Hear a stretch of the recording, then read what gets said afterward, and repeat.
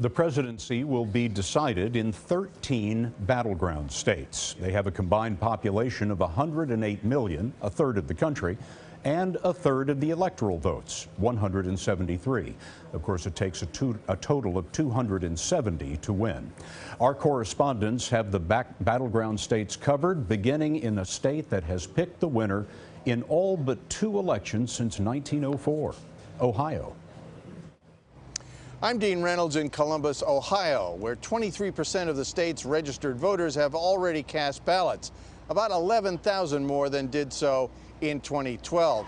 Of particular interest tonight will be the turnout in the Cleveland area, where Hillary Clinton is heavily dependent on African-American support. No Democrat has won the presidency without winning Ohio since John Kennedy in 1960. No Republican has won the presidency without winning Ohio, ever.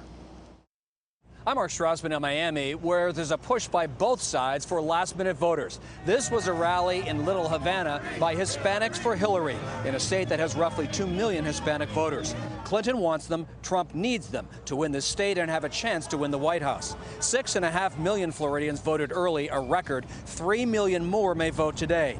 Florida is tonight's biggest battleground prize, and in a race considered dead even, the Clinton camp has a much better organization here. I'm Jericka Duncan in Philadelphia, Pennsylvania, where both Republicans and Democrats have been keeping a very close eye on the polls today. Teams of people have been deployed throughout the city and the suburbs to ensure the electoral process is not compromised. In fact, nearly 100 assistant district attorneys and investigators have been assigned to the election fraud task force. According to a nonpartisan watchdog group, so far there have been no reports of any major problems.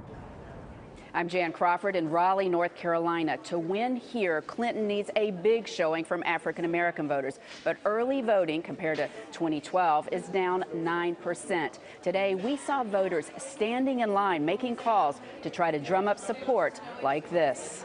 Gotta get it in, man. You already voted? Why you ain't vote, man?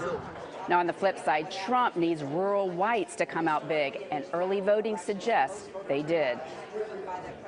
I'm Chip Reid in Janesville, Wisconsin, hometown of Paul Ryan, the Republican Speaker of the House.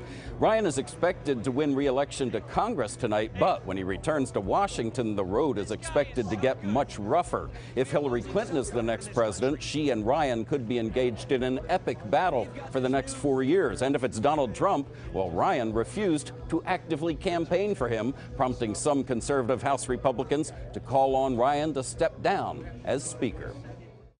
I'm Ben Tracy in Phoenix, Arizona, where these students are protesting not only Donald Trump, but also their local sheriff, who is up for re-election and opposed by many for his tough stance on illegal immigration.